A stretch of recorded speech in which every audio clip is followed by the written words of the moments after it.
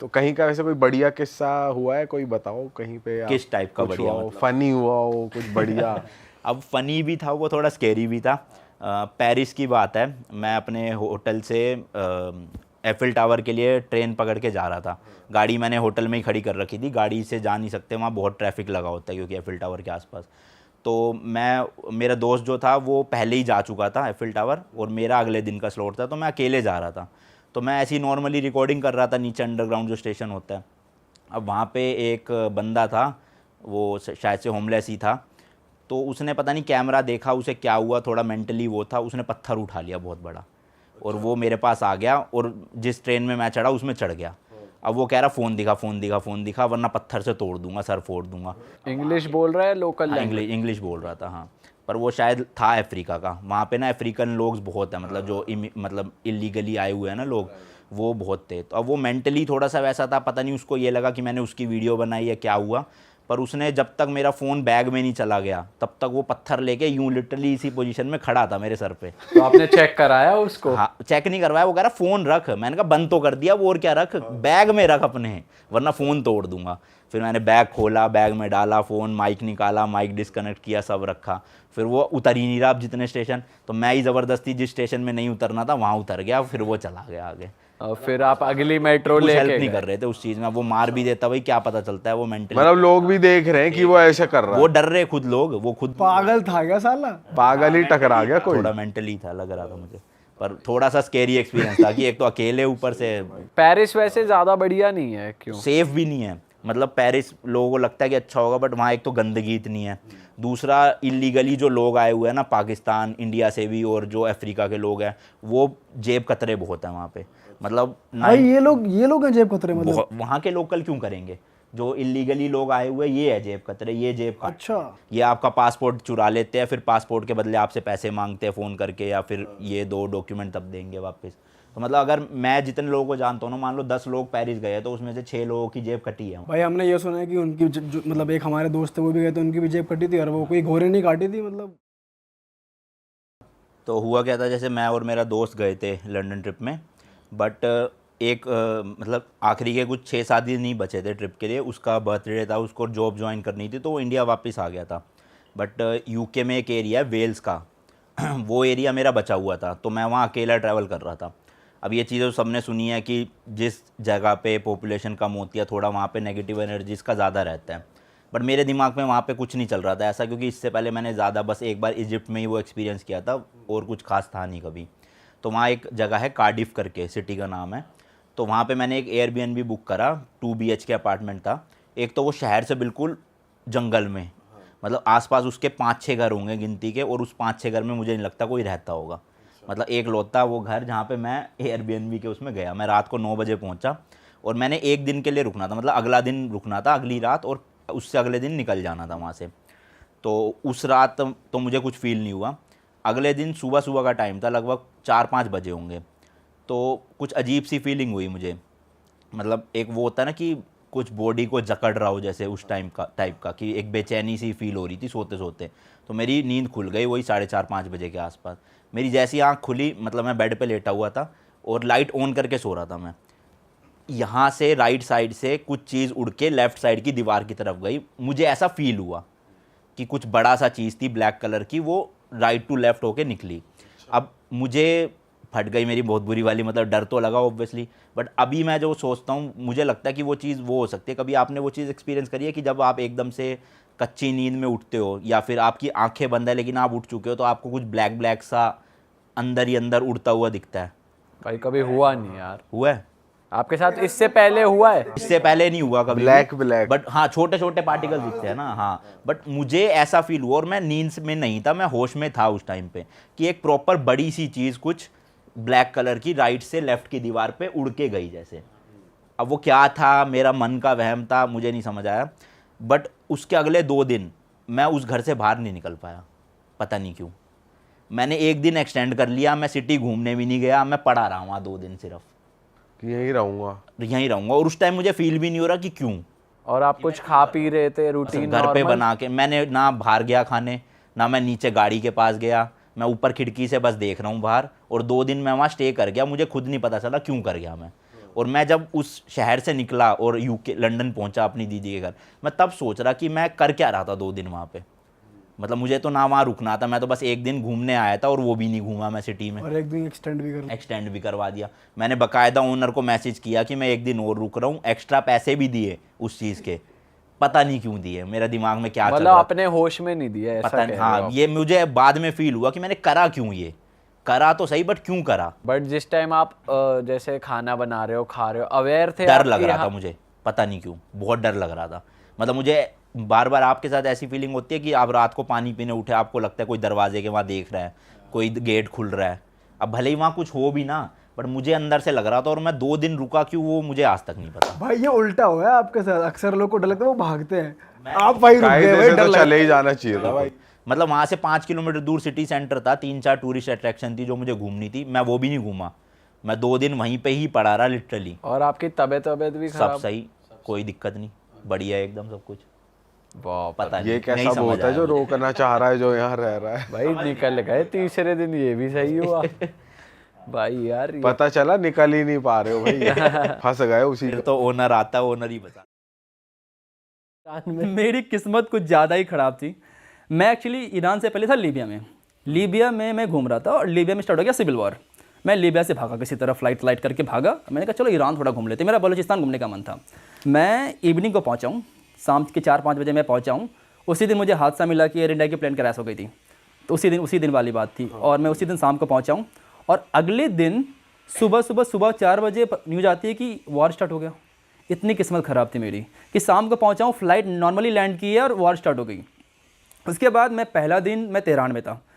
Tehran में दिन तक तो सही लग रहा था, लोग को उतना उनको लगा था कि ये होते रहता है, ये कोई बड़ी बात नहीं है। लेकिन रात को जो मैंने देखा ना, मैं एकदम डर गया। लाइक ऊपर जाके देख रहा हूँ मैं, एकदम वो मिसाइल्स आ रही है, अपने आप में फूट रही है, क्योंकि उसके ऊपर सारे फाइटर जेट्स थे। और तेहरान के मोस्टली जब सारी बम्बिंग तेहरान के ऊपर ही हो रही थी और मैं तेहरान में ही था। आपको आवाज़ सुनाई दे रहा है प्रत्येक लाइक 5 मिनट्स में, बम बम बम लाइक, एंड वो आपस में टकरा भी रहे हैं, anti missile and drones and stuff. तो वो सब पहली बार मैंने लाइफ में देखा था।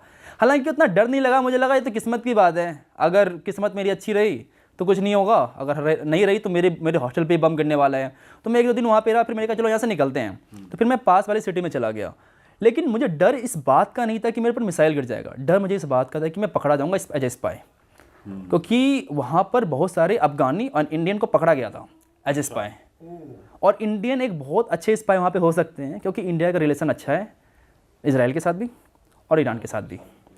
हमें नहीं चाहिए वीज़ा ईरान जाने के लिए, और हमें बहुत इजीली वीज़ा मिल जाता है इजराइल का भी। बट भाई अगर आपके खिलाफ कोई सबूत नहीं मिलता, आपकी इन्वेस्टिगेशन भी होती है, तब तो वहाँ इस तरीके से लोगों को छोड़ रहे थे, फिर भी वो तो उनको देंगे कर रहे थे। आपको, लेकिन 1-1.5-2 महीने आप फंस गए जेल में, वही तो सबसे ज़्यादा ट्रॉमेटाइजिंग है। जब तक कि प्रूव नहीं होता कि आप नहीं हो कुछ, तब तक तो ट्रॉमेटाइजिंग है ना वो। हाँ। तो वही मैं डर गया था बहुत ज़्यादा। और वीडियोस बनाने पर, क्योंकि बहुत सारी जो वर्ड्स हैं हिंदी और फारसी में सेम है, मैं रोड पे वीडियोस बना रहा था कि क्या माहौल है नहीं माहौल है। तो लोगों ने कहा कि गिरफ्तार कि तुम गिरफ्तार हो जाओगे। तो मैं उस बात से डर गया था कि कहीं मैं अब फंस न जाऊँ, कहीं मुझे गिरफ्तार न कर लिया जाए। तो फिर मैंने एक टैक्सी ड्राइवर को एक्चुअली टैक्सी ना ईरान के अंदर बहुत सस्ती है, बहुत ज़्यादा सस्ती है। तो मैंने टैक्सी ड्राइवर को $100 दिए और मैंने कहा चलो मुझे छोड़ दे आर्मेनिया। 1000 किलोमीटर था, उसने ड्राइव किया रात भर, मुझे आर्मेनिया देकर छोड़ा। और टैक्सी ड्राइवर वॉर के टाइम भी ना जैसे पैसे लेने से मना कर रहा है, नहीं, मेहमान वर्ड सेम है वहाँ पे। तो मेहमान, मैंने कहा नहीं भाई ले नहीं, मेहमान, बहुत नाटक करने के बाद उन्होंने फाइनली उससे पैसे लिए।